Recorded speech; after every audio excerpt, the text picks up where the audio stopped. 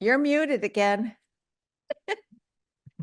I always think that you come in and you're unmuted, but you're not. No, I've Um, changed that, but I yeah. am. I am. When I come in, I'm unmuted. Mm. huh. Mm. Mm. So anyway, I have just been crazy busy with my artwork. And Great. I'm like going off into the book thing. And Hika, who had joined us for one of the meetings, who's Uh-huh. studying programming, is like, yeah, I want to make books. Great. So I have somebody there that's doing it, and I've worked on two drawings for the exercise, but I didn't get to paint them. Okay.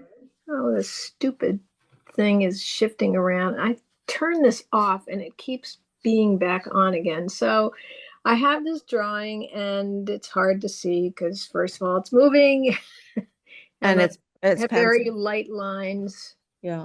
I Well, can't. take before you add color to it, take a camera shot of it, Yes, okay? yes, I'll Because do then that. I'll do one of those things where it's a line drawing and then it morphs into color and then back again. It's so much fun to look at. Yeah. So I have this one, and then I actually did two. I don't see this one right here, but I was just the reason that I'm late is that I sat down at my art desk and I thought, well, before I get on the call, I'll just decide. I'll start playing with colors and seeing what I might want to use. And so I did this. Ooh, they're jewel colors. I picked out colors from these are all granulating colors. Mm. Wow. Nice. And And Daniel Smith. this one down here looks like that the if you do the garnet. Here, let me turn it over. So if you do the garnet and the blue, the lapis blue, they separate. You can see a Mm. little bit how they're separating out the blue and the red. Yeah. Mm. Mm. So Who's the manufacturer? uh, some of them are Michael Harding and some of them are Daniel Smith. Okay. They're gorgeous. Mm. So all of these granulating colors, I would say 95% of them are absolutely gorgeous, Mm. but Wow. they're very different than mixing regular colors. Yes, and they lay down differently. I just last night as I was sifting through videos to put a new video together for this new color play thing I'm doing, um, I found the granulating video that I think I made because you asked about granulating. Yes. Yeah. Mm. So I thought, yeah, I've got to play with those a bit more. But those I didn't realize they came in such gorgeous colors. Oh, I did it like a whole once I got them, I did a thing where I saw each one of them so that I could see them all. I'll bring them next week. I don't want to have to rifle to find them now, but they're amazing. Mm. Just incredibly amazing colors. And the challenge for me is that you've gotten this thing about how to put colors together and how to make a palette that looks all, like it fits together. And then I have this thing of these gorgeous colors sitting in front of me, and I don't know how to get those two ideas to go together, right? Can I just pick colors that I like from over here Oh, and I just would use just them? trust your gut. And also, Jill, do you have the full set of granulating colors? I think you have more than Yeah, I I have. have I have quite a few, yes. Yeah, Daniel Smith ones, yeah. yeah, yeah, yeah. Um, But I because haven't used them for a long time because I'm too busy using Tansy. Mm. right. But I love that strip that you made, Carol. That Mm. looks like your color palette too. Mm. With a little more illumination in it. It looks like your palette plus illumination, but it works really well. And with this new color play thing that I'm doing, which I've been working through, and I think it's going to work, it will be going back to using the color scheme game, but in different ways, Oh, ways cool. to do exactly what you're talking about, to make your own custom palette because you need to make a color wheel that works with the paints you're using. And the one that comes in the whole template is using 6 pigments, and you'll never match that. But how to use the whole idea is playing with color in a way that you can take your experiments and use them in work you're working on, to make that transition from just learning how to mix colors, learning about color, but actually experimenting with it and putting it to use. So, so that just, when you showed me that, that opened up yet another idea of how to make that, how to make that transition. And this color play will be really following me through my own color explorations of doing this through 2025. And then at the end, if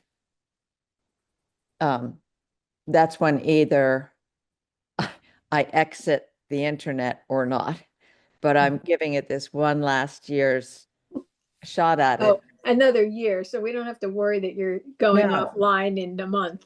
No. I'm committed to another year. Okay. I think inspired by an email that Suzanne shared with me when she let me know that she was leaving us. And so it kind of got me out of my own personal funk back into what will I be doing? And I thought, well, this is what I'm going to be doing anyway. And if I can concoct a way to share that and continue to encourage a community like the 3 of us, like what we do here, um, then it's worth doing for the year, and I'll decide later. Because it's just too exciting learning about new artists and seeing what you do, Jill, with going back and forth between your rocks, and I never thought you would be so excited about the geometry thing. I really did not expect that. And what you've been doing is amazing. And Carol, you going into the 3-dimensional books, back into your sculptural things. I mean, it's just too exciting. And even though I could keep the 3 of us going without the website, I think, wow, I have learned so much from the 12 people in the different groups of 12 people in my 2 plant pigment study groups. We're going off into history and, I mean, all kinds of directions. And it's like, I can't give up the opportunity to possibly make that happen within, while I still have a website where I could make it happen. So we'll see. Well, it's taxing my brain right now to do it, but at the same time, it's very exciting to me. And the more artists, current, live artists that I tap into through the recommendations, uh, the better it gets. I mean, it's great. And I can't wait. I have not had time to check into the book group, the book art group, and get back to that museum, but that will happen when I return home. Um, it's just, yeah, the idea of your pop-up books and then your tunneling and the way that it really is different. A zigzag tunnel book is very different from the straight on tunnel book. So, yeah. Yeah. So did you work on your tunnel books at all? I did I do anything? I don't really think it's like that's baking. I would say it's baking. I have I have like I continue to add things to my idea book. I mean, I just have like 3 pages now of other things to explore. Good. And that's really fun. And I mean, I could be talking to Hika about something, and all of a sudden, we're talking, we might be discussing something about what we're doing, and all of a sudden I get this flood. She's like, "Go get your book and write it down." Good. Good. And maybe you'll share some of those ideas with us in one of our sessions. Oh yeah, Just I'd be happy to. I mean, I just love it. I just love how things go, and they continue to, like, in the background. It's like cooking with, um, my friend David showed me one of Daniel Kelm's books, wire bound books. Do you know about him? Oh, he's the one who, yes, you told me about that when we were talking that time, and you I looked him up, and it was different from what I thought. What I had imagined was different from what he does. Did I put that link on, Jill? Do you know about him? I can't remember him. No, Yeah, Um, he's I might have missed it. I pretty might have missed. famous book artist. He lives, his studio is, I don't know, like an hour and a half south of me. And I've never, I might have taken a class with him, but it was so long ago, and it wasn't about the wire binding, because I hadn't done that. yeah. And I But told Liz about it. I shared it with Liz, and she had never heard of him, and she was really, fascinated. Yeah, yeah, I was surprised because she's so involved in the whole book art community. yeah, I mean, he's selling something now that's like $2,000 to get, like, instructions and stuff. I don't know what I didn't really spend enough time to get it, what it was selling, and my friend David did, and he's like, "Oh well, maybe I'll get that," and I'm like, "Oh, I don't even know what he's selling, but I'm not paying $2,000 for it." So one of the things he does, Jill, is he has like these wire rods that are maybe the thickness of lead, like a long piece of lead. And then, and correct me if I'm wrong about this, Carol, but then he'll take paper and wrap it around it, so it's one edge is almost like a ribbing for a dress or an edge. And then make holes. So he binds it so the wire is holding it's uh, the, say, like the Coptic binding or whatever binding is going through the hole, but it doesn't pull through because the wire is there. Okay. And what I was picturing him curving it and making like curved books with it. So I have to look back again at what he was doing, but His that name? sounds fascinating. Daniel Kelm. It's Daniel. Kelm. Daniel. Daniel Kell. Okay. Yeah, I'm going to write that down again too. And he's so I one of the things I veered off into is doing a Coptic binding sketchbook. This week? I'm already working on Great. putting together the signatures, and I found this really incredible guy on Skillshare. He is he's he is like the most amazing person I've seen a class from. In terms, I had another good person on Coptic binding, but this guy is a really super professional bookmaker, and he just has got everything down and explains I mean, it's an incredible class. So Just what is incredible. his name? I'd have to look it up. I don't Okay, well, remember what his name is, but pop it into the forum. Um, because I'm interested. I threw together a Coptic binding, a double needle Coptic binding um, course, which I wasn't sure of because I know that I didn't learn it from any courses. I had to go to Liz's right. class, and a lot of people have used it to make books, but I don't really know how successful a class it is. So I'd like to see how he teaches it since I never could learn it online.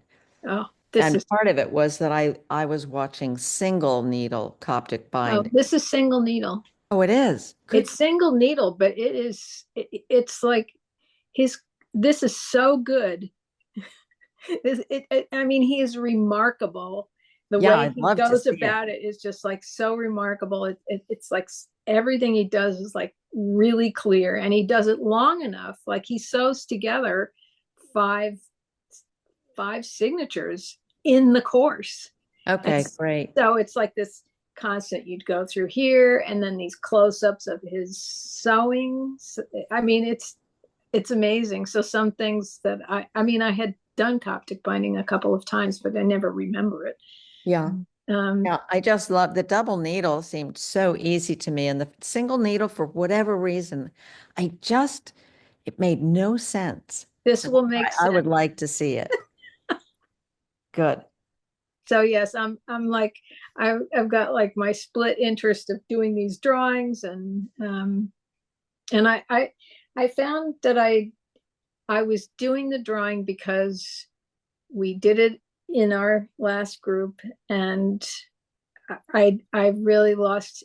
I was like I struggled with it. I just felt like there were so many lines, and I didn't really have a cohesive idea. And I had done a wrench, and I was like, I really got very frustrated with it, and nearly just went.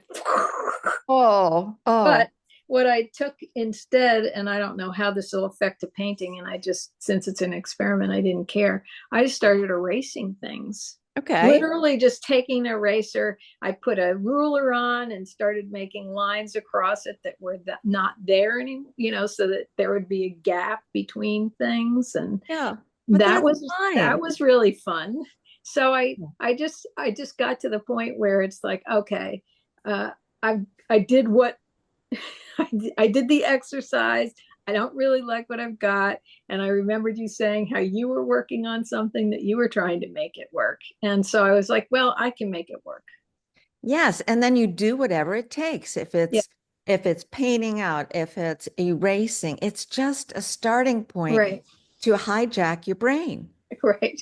How can you make an abstract, creative geometric drawing from a line drawing of a wrench? That's ridiculous. But so you do whatever it takes. Right. And I did. Right. Good.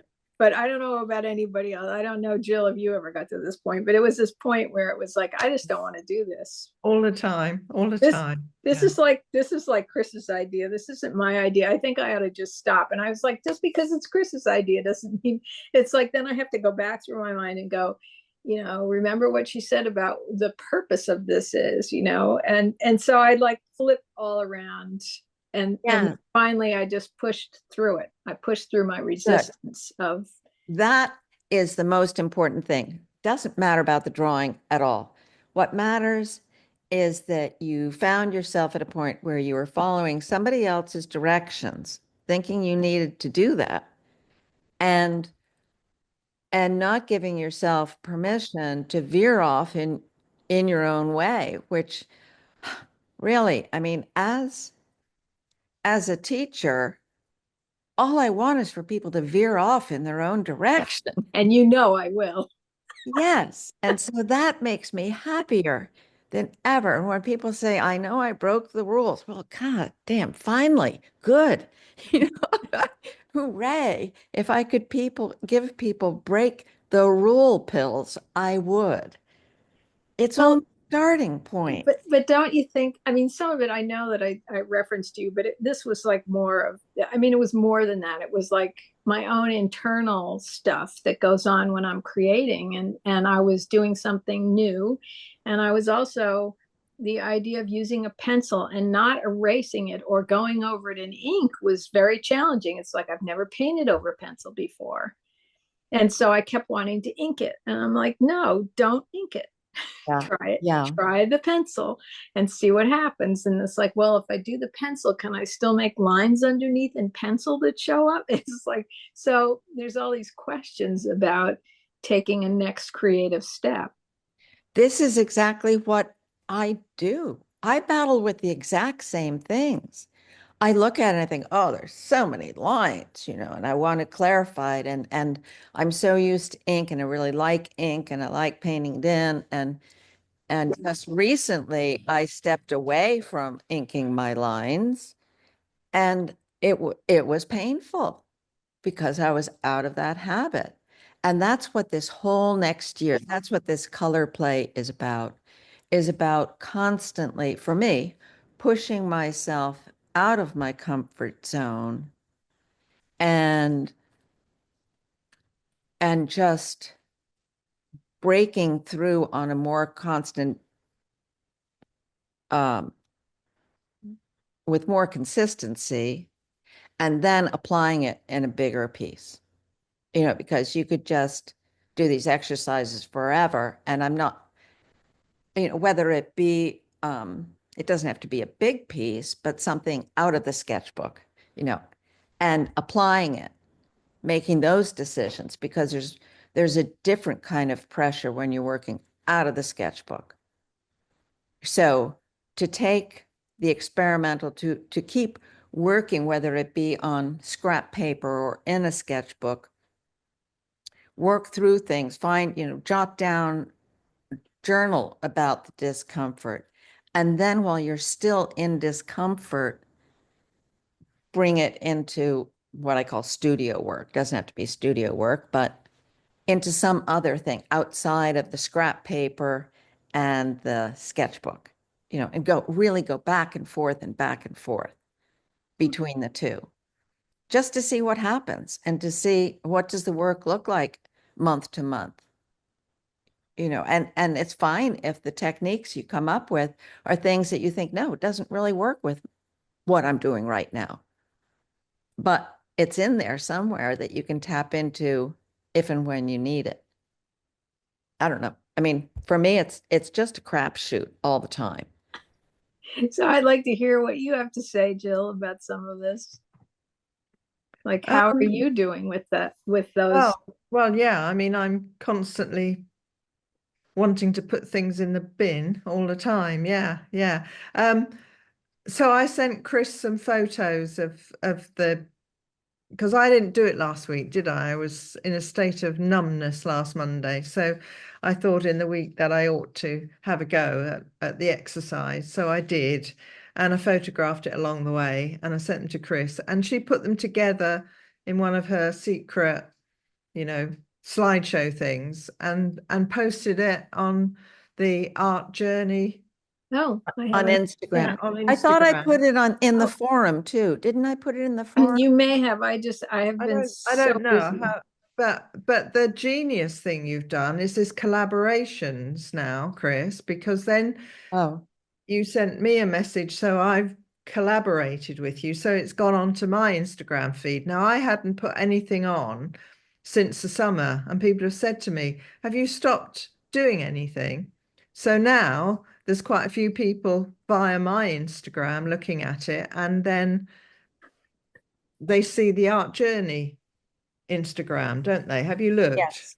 Yes, they do. And So I I can, then think they're seeing the other things that you've posted. So it's bringing traffic to that one because I think we were the only ones who really knew it was there, yeah, Uh, yeah. So Carol, if you haven't seen it, I don't know. I haven't seen it. That's what I did. Wow. Okay, but you must look to see where it started from. It's a Yeah. flower in a vase. Yeah. Now it's a different flower now, but let me show you. This is a Christmas present. Oh, wow. That's Daughter. incredible. Just And that item is really it's a craftsman. He's sort of like a modern design. wow. I love it. And this is like a test tube. And I had a rose in it, a different color rose. And I drew that was a drawing. I made a drawing of this, and that's what the so I don't know whether you can see just about. Oh, yeah.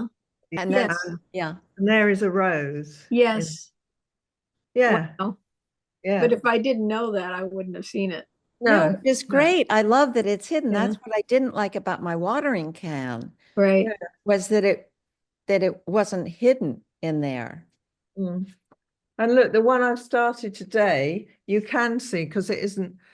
I've started to paint it, but can you see what the Oh drawing is man, of? that is so Pineapple. That's cool. gorgeous. The Oh pineapple, my yeah. God, that is so cool.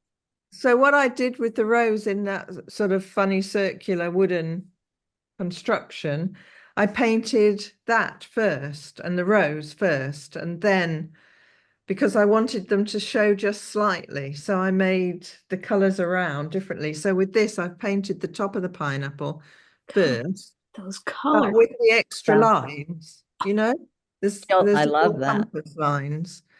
So tomorrow's challenge, I don't know what I'm going to do because it isn't a detailed drawing of a Right. pineapple. I just wanted the sort of feel of the pineapple.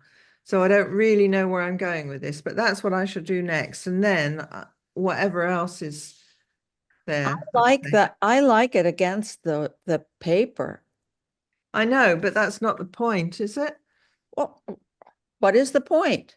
I don't know. To Well, me, okay, if that were mine and I saw it like this, I would not want the circles over the top to confuse. I really like the way that's where the backward cubism, you use yeah, the geometry to create those shapes that you broke yeah, down into. The coloring is beautiful. And it doesn't it doesn't need to confuse those beautiful lines, the linear aspect of those leaves with circles. I don't Mm. know. So I would paint Yeah. I mean, them and yeah, I do like them as they've appeared, and they have been disrupted yes, by geometry. right. And you So may find that when you paint the bottom, however you paint that, you might want the circles to come into play there, but it doesn't mean you need them behind the top too. no, You can do whatever you want. no, I know. And I And might it just leave looks them there in pencil. lovely. It really does. Yeah, that is so dynamic. Yeah. It's just so incredibly dynamic. I love it. Just Yeah. has such an incredible feeling of like just enter this energy of like Yes. bursting forth. Yeah. And you may want to leave the pencil lines behind the top Yeah. part. Yeah. Yeah. Um, Yeah. Yeah. but it's subtle. We're discovering what we're making as we're making it. Mm, And to mm. me, that's really exciting. That's what's fascinating about it. It sort of grows.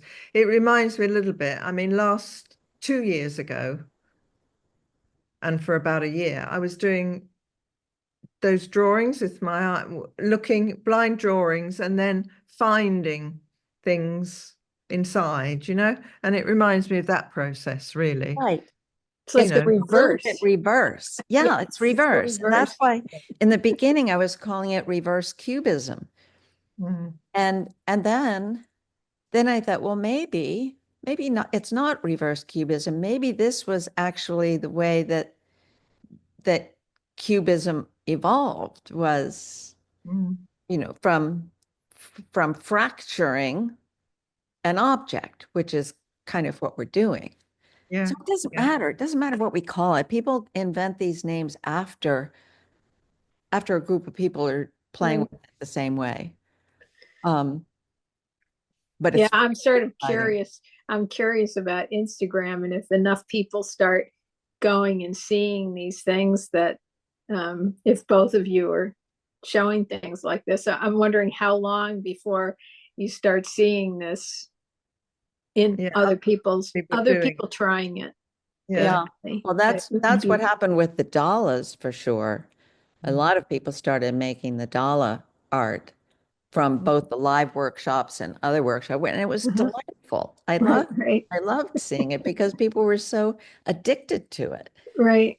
And it was so much fun, which is what's great. I mean, why not enjoy expanding our creative process? Yeah. It shouldn't be a labor. It should be a labor of love and fun.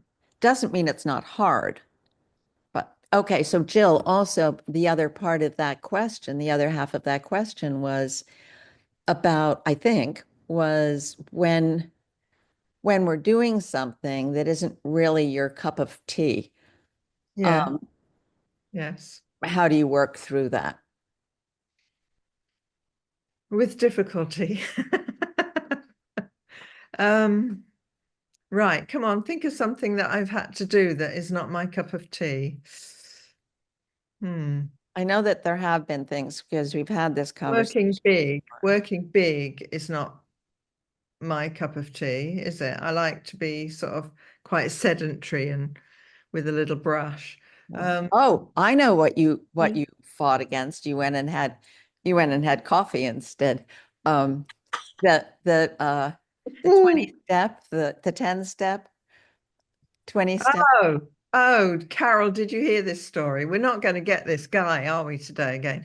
Right, Chris and I were in St. Ives, the famous St. Ives, which if you've never been, I next time haven't. you go to the UK, you've got to go down to St. Ives. It is a special place. Anyway, Chris and I were outside with our sketchbooks, and Chris said, I know, we'll do the what it was, it 10 steps and then 10 minutes 20 drawing, steps, 20, 20 whatever it steps. is, it's Yeah. 10 or 20, whatever we made up.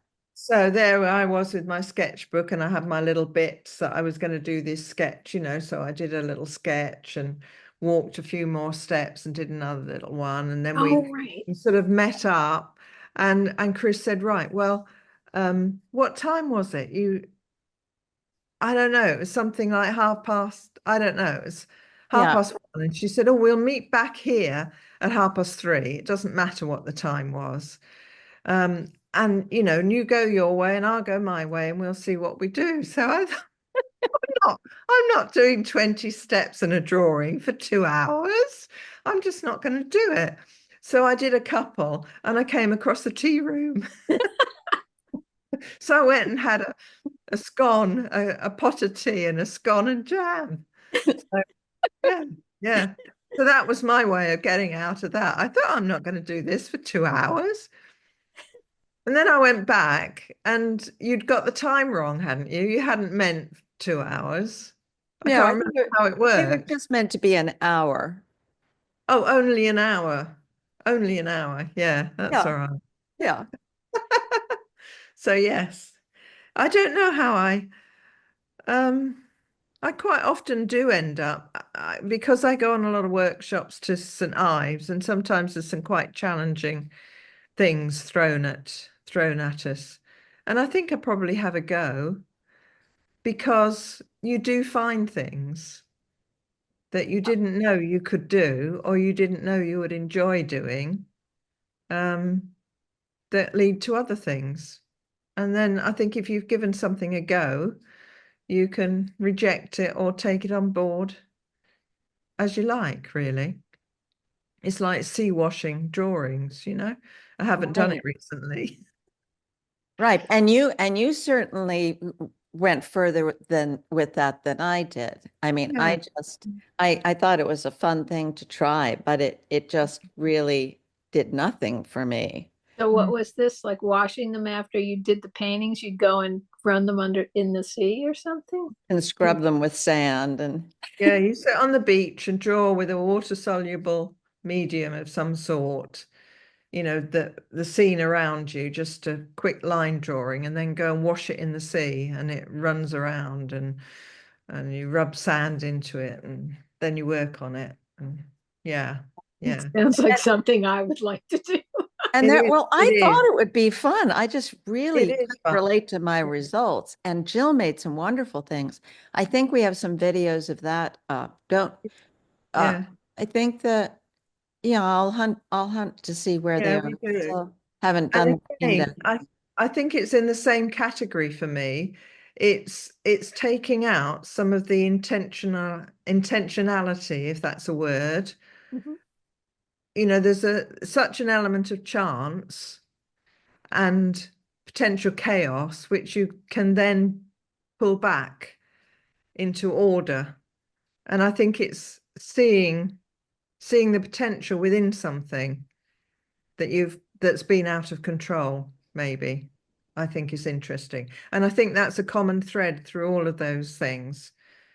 The blind drawing and this geometry and sea washing and automatic drawing and all of it. Yeah. I'm not quite sure what it was about the washing in the sea. It certainly, I mean, it just was, I was thrilled. I thought, oh, this is right up my alley. But maybe it was because the water it got the paper too wet, or, I prefer to just like the concertina books where you keep adding to it and changing it and haphazard and all of that. And I certainly work wet and wet at times, but I think I need more time to let that dry or something to go back into it. Mm. Yeah, Um, I mean, we were on the beach at Gower in Wales. We were putting really quite, what were those? I can't remember what we were using. But when you put it onto the wet paper, it was very, very sort of bright Intense. and Yeah. intense. It was intense, wasn't Yes. it? Yeah, Yes. Uh-huh. yeah. Um, and out of control, really. Yes. And it was then I had to fight with it like I did with the elephant trunk, or not the elephant trunk, the monkey penis. Um, the the Not the elephant penis. no, Haven't had that no. conversation. Oh, right. We need to tell Carol what that is. Tell Carol about the I elephant have a penis. pretty good imagination of what you're talking about. Go Well, it ahead. was it was the watering can that came down, and then I made it all dark. So I thought it looked like a monkey penis. And when I mentioned that to Jill, she shared what she just recently learned about elephant penises, which I On shared on on a yesterday. on a perfectly legitimate wildlife program, I have Yeah. to add. Yeah, it's Completely legitimate. fascinating. So explain what's unique about an elephant penis. Right. It's what's the word? Prehensile. Yes, because the um, female insides are so long before I suppose Either. it gets to the uterus or whatever. I can't think what the term would be. That the male has to have a very long and Able to curve around bends. able to articulate itself penis. This Right. is a biological fact. I think just it's hysterical that we're Yeah. sitting here talking about elephant penises. This is really funny. Well, this is what my plant group, not that it always gets sexual, it doesn't very And are often. you going to publish this? I probably Put it will. on Why not? Instagram. This I is just, a botanical fact, apparently. And then I just happened to have seen this program and there was Chris talking about this monkey penis. I had, or she said an elephant trunk. So I said, well, it might be an elephant's penis, right, right. And really that brings us to a point that is something of artistic consideration. I mean, there was a point where my abstract nudes were selling really well. And they were basically sort of abstractions of torso, neck to like mid thigh, because that's kind of, what I would see in the morning after my shower. And when I would throw paint down and then a figure would emerge, it often ended up being that. And they sold really well to couples too. Husband and wife both liked it. And then after a while, it's like, well, I want more character. Okay, so these are female torsos, but I want something more express. I want more of a story in it. So I wanted to get hands in it or faces. And so I did. I expanded to bringing out full bodies if I could see them emerge. And they wouldn't sell because Wow. the woman of the couple, it was like having another female in the bedroom or having a nude female in the house because there was more character. Now this abstracted body, even though it was still abstracted, was, I guess, became more threatening. The husband would really like it. Right. And whereas the wife used to really like it too, no, she didn't. And it was this conversation that the gallery owner had with me. that no, I can't sell these when you've got a face or hands in it. It's so bizarre. But that's the reality. That was a reality. Yeah. And I either had to go back to what I felt was going to be manufacturing paintings again, which I didn't want to do. I really I wanted more story. I was headed in another direction. Hmm. But that was a cold fact that I think I only ever sold three major paintings, and they were not to couples. They were to one was to a woman, and two were to both the men were gay that bought the ones that had hands or a face to it. Hmm. So, I think of that when what looked like a monkey penis, I thought, that's not what I want to have stand out in this. Like, Right. how am I going to cover that up? And because it was totally out of context of anything with this watering can. And I ended up painting over it with a gouache because it was just, it was inked. It was Right. dark. Um, so I think it is a conversation that actually belongs in a Yeah. discussion on art. If something looks too what might be offensive to someone, um, what one person sees could really change how an artist is seen. We had a really wonderful art gallery, a fabulous little art gallery, and they didn't allow any nudes at all, photographs, tasteful, no nudes. And this was in a little village, and they had art classes. And the reason they didn't want the nudes is because they had children's classes.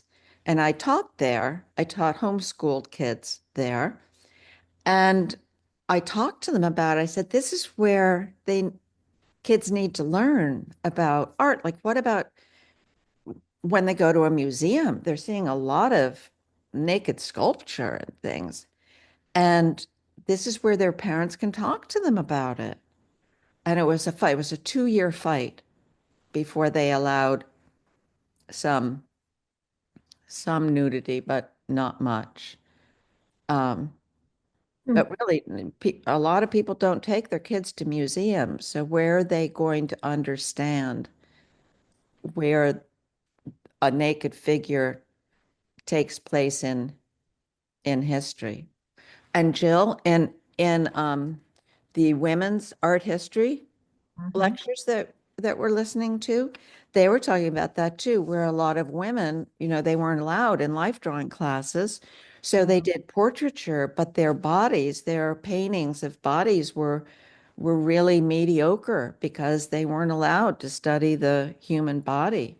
And the female painters who were really sometimes even better than the male painters were women whose fathers were artists and whose fathers had models, and they permitted their daughters to sit in on the modeling sessions.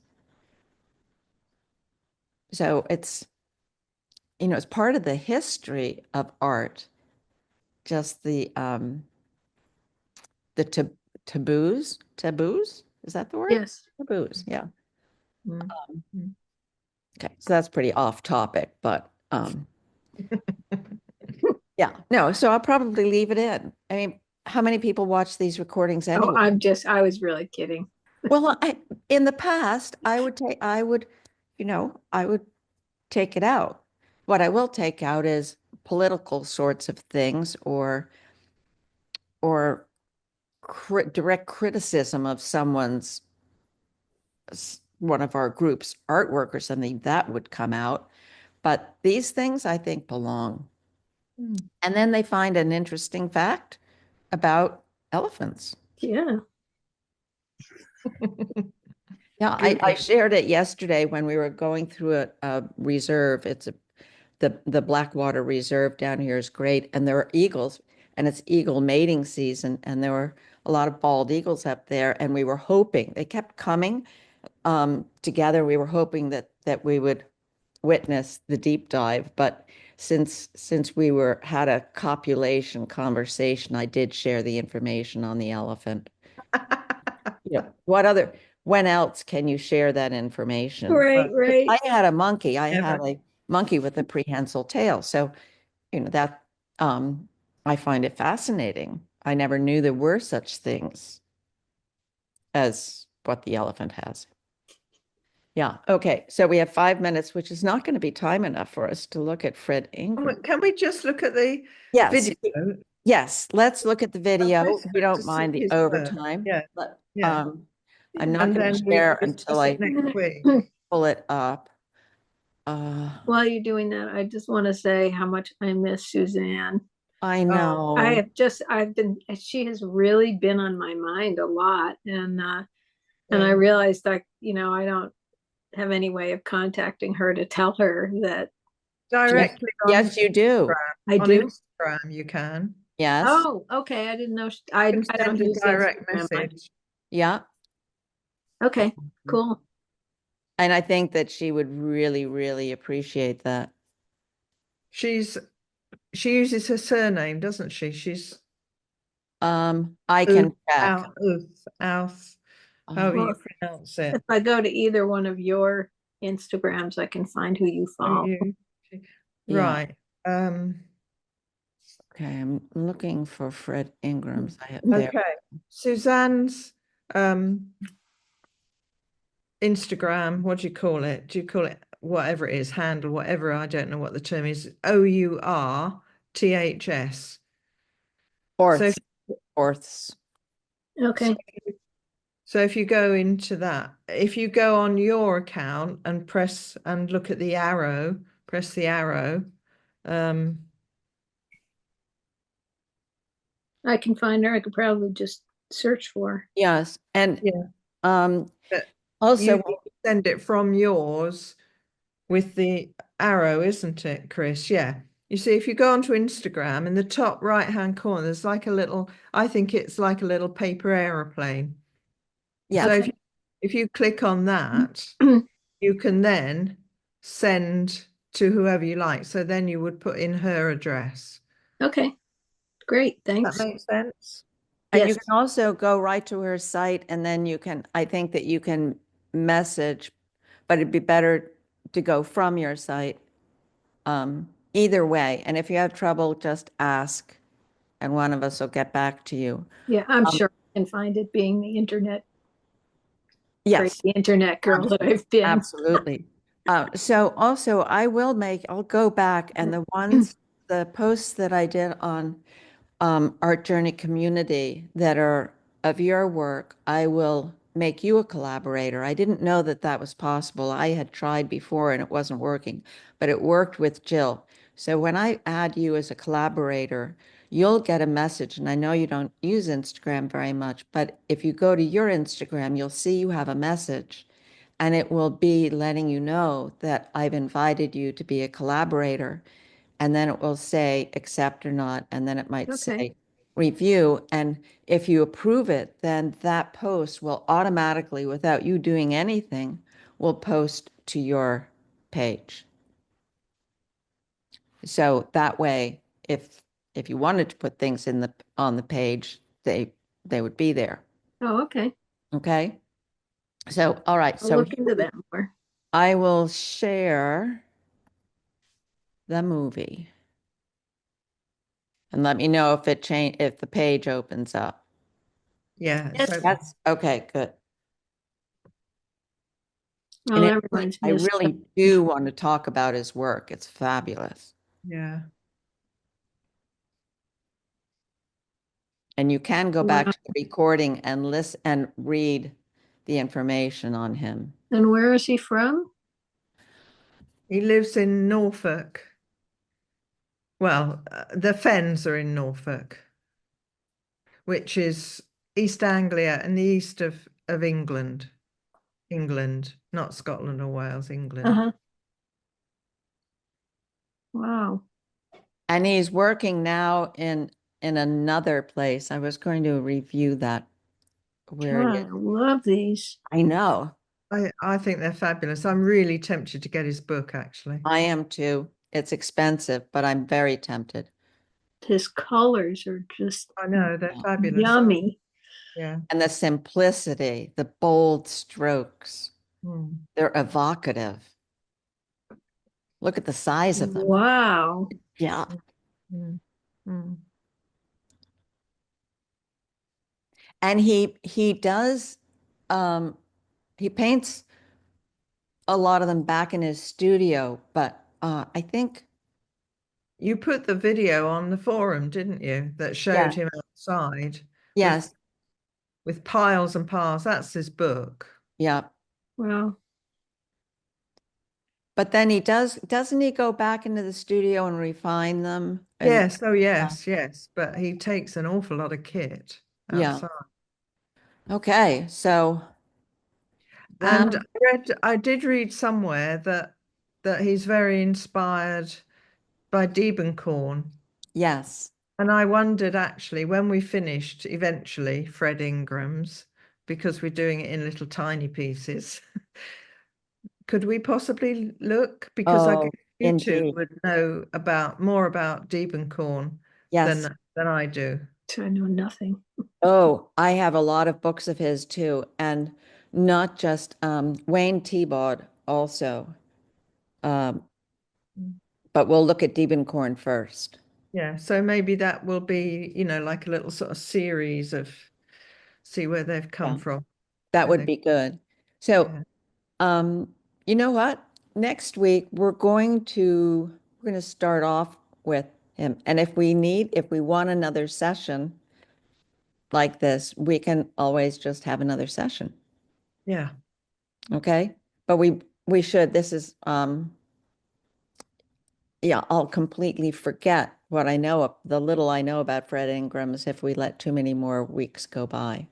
Mm, mm. But I'm thrilled that you both have done so much and you're still so excited about the directions you're going. And Mm. I can't wait to see what you do with your fractured geometric pineapple. Pineapple. I know. I'm gazing down on it and thinking, you've set me a bit of a challenge now because I think the leaves are a lot easier than the pineapple because Take your time. it's Take not you see, I didn't make a detailed drawing of the pineapple, so it's basically a little bit of Fibonacci, but it could be a also disaster. be inventive with your shapes, your pineapple shapes. Think pineapple Yeah, yeah. and then distort it. So just like Nude descending a staircase, which was cubist, Mm, um, do whatever you want with that pineapple. Just keep yeah. pineapple in your brain and let it come out in any way. Mm, Think about the taste of it. Think about the smell of it. Think about all of those things when you're deciding what shapes to paint in and to create. You may end up drawing more. Feel mm, free to draw back into it. Yeah, that's what that Anything. was my first thought was that, oh, when I get to a point where I'm not, I'm not really happy with what's there, sometimes I just put some more circles or, I put, or maybe half circles, or then I've also, instead of, I got really tired of all the circles and lines kind of thing. And I just started doing freehand Yes. ovals and, like rounding things off and mm, trying to keep like the spirit of it without, I just would look at it and go, oh, circles and lines. Well, mm, that's it. It takes it, and what you just said is perfect. You wanted to keep the spirit of it. mm, And mm. if that means, I mean, think about the difference that doing the the neuro art, the smoothing down, and you may do that in sections of it, and that might lead you to something else. but nurture the drawing to give it what it's whispering to you that it needs. Right. And forget about the circles or the lines. They were just part of the creative process. Yeah. I mean, that's basically what I did. It's just like, okay, well, tied to circles, we'll make them not circles. Right. Or erase them. I like really got into the eraser and like just taking whole parts of it away. And then sometimes I would still see the lines and I would put some of them in, but I would rearrange them. Yes. And it was really, then it got fun because it's like, oh, you can do whatever you want. And any dimension you want. You don't have to hold to the point to point anymore. Because what happens is what you want to happen is that all of a sudden you think, wow, I could use a circle, but I just need a tiny circle over there, or what size circle? So you put that in without taking a measurement from something, or you put a line in. In the beginning, you start off with that until something starts to happen. And once something starts to happen, all rules are Yeah. off Yeah. unless you want to use them. Yeah. That's where I get to. Yeah, and that's It's the like, best place to get to. yeah, it is. Yeah. Yeah. Okay, well, thank you very much. I love our Mondays. Me Um, too. Me yeah, too. Great yeah. to see you both. Um, okay. Well, Great. thank you. Sorry I went so far over time, but we 11 will do minutes. I Fred blame the England. elephant. I blame the elephant. Yeah. Yeah. It is pretty fascinating though, isn't it? Yeah. And now what I want to do is find out if there are any other animals that have such a thing. Well, who knows? I Because just there are, you know about the kangaroo and the opossum, all the marsupials, don't you? No. I Okay, think we better save that for another time. I'll save that for another time. It's fascinating too. Okay, bye-bye. Bye. Take care, Have a everybody. great week. You too. Bye. Bye.